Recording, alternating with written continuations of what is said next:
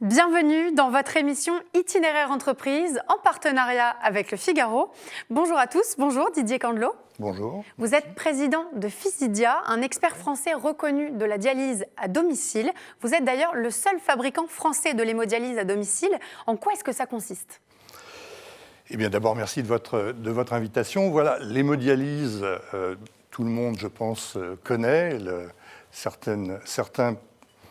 Certaines personnes ont une insuffisance rénale chronique terminale qui les oblige à être dialysées régulièrement.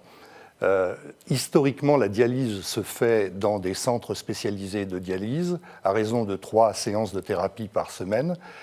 Ce que Physidia, qui est une société qui existe depuis 10 ans, nous fêtons juste nos 10 ans d'existence ces temps-ci, basée à Angers, ce qui sous-tend notre itinéraire d'entreprise, c'est une technologie de dialyse ou d'hémodialyse à domicile fréquente.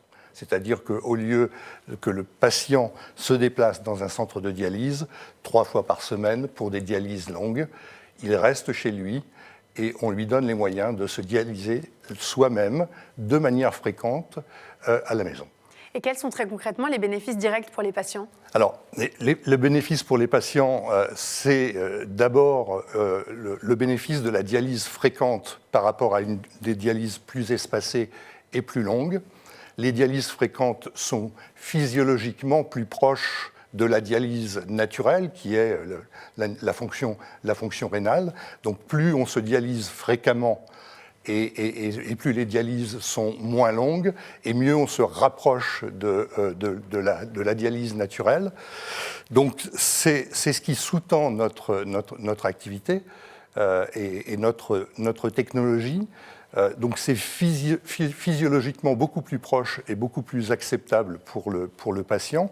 Ça a beaucoup moins d'impact secondaire sur le système cardiovasculaire, sur la nutrition du patient. Il n'est pas obligé de faire des régimes spécifiques, sur la durée de vie de nos patients, et également sur son bien-être et son confort. Ça, c'est extrêmement important puisque je vous donnerai quelques chiffres peut-être juste après. Le patient dialysé doit pouvoir poursuivre son activité normale et en particulier son activité professionnelle bien normale. sûr. Mais alors, quel est très concrètement l'état des lieux en France du développement de l'hémodialyse à domicile ? Alors, en France, l'état des lieux est le suivant. Il est évidemment très différent d'un pays à l'autre. Il y a, je vais donner quelques chiffres, 90 000 patients qui sont avec une insuffisance rénale chronique terminale, c'est-à-dire sans fonction rénale. Sur ces patients, il y en a à peu près 45% qui vont être greffés, puisque la première sortie de cet état, c'est effectivement la greffe rénale. Le reste des patients doivent être maintenus en vie grâce à des techniques de dialyse. Il existe historiquement deux grosses techniques, l'hémodialyse en centre, dont je parlais, et puis une petite partie à la maison qui est la dialyse péritonéale, où on utilise le péritoine, la membrane que nous avons tous en nous, comme membrane d'échange pour effectuer la dialyse. Grosso modo, 93% des personnes qui sont en hémodialyse sont aujourd'hui en France en hémodialyse en centre. 6% sont en dialyse péritonéale, 93 plus 6 égale 99, reste 1% d'hémodialyse à domicile. Très bien. D'accord, donc c'est très peu. C'est très peu. Alors, je vous ai dit que c'était différent d'un pays à un autre. Effectivement, il y a des pays où la part de l'hémodialyse fréquente, l'hémodialyse quotidienne à domicile est beaucoup plus importante. Alors, comme vous dites, la France est globalement très en retard sur ces questions. 1% seulement des patients utilisent l'hémodialyse à domicile. Quelle est votre stratégie pour développer cette thérapie et faire en sorte de faire grimper ce pourcentage ?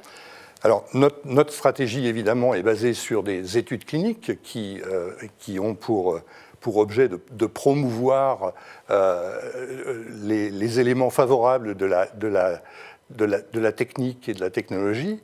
Elles doivent correspondre également à un besoin, qui soit un besoin médical, on vient d'en parler, mais également un besoin économique. La dialyse fréquente à domicile coûte moins cher. Elle coûte moins cher pour l'ensemble de la communauté et, comme je l'ai dit, elle permet aux patients de reprendre une vie normale et donc une vie professionnelle normale. Quelques chiffres. Sur la France, il y a à peu près un petit 40% des personnes en dialyse qui sont dans un âge où professionnellement ils pourraient continuer à travailler. Sur ces 40%, 80% ne travaillent plus. D'accord ?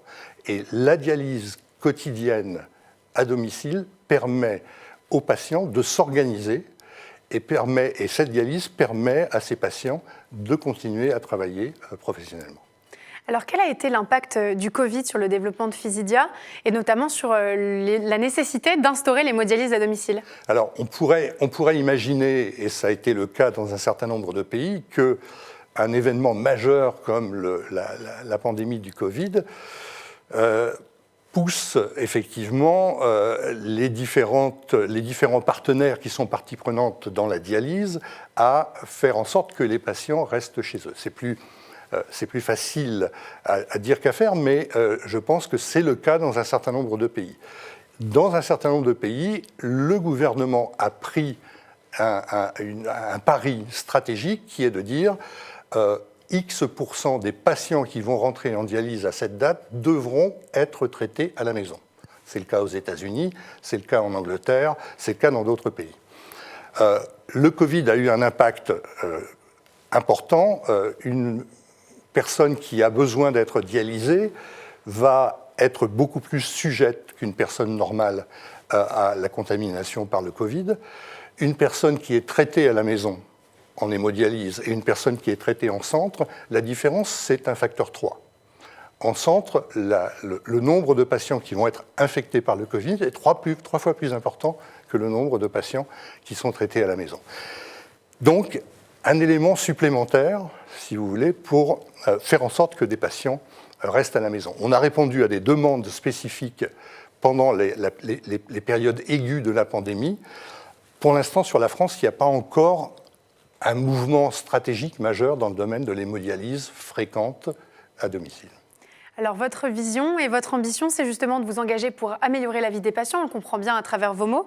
Quelles sont vos ambitions et vos projets de développement sur les prochaines années ? Alors, Physidia est une société, encore une fois, qui, d'abord, je crois que je l'ai dit, est basée à Angers, une société qui est en croissance forte. Nous avons reçu, il y a 3 semaines environ, un prix décerné par les Échos sur la société dans le domaine du medtech avec la plus forte et la croissance et la croissance la plus constante.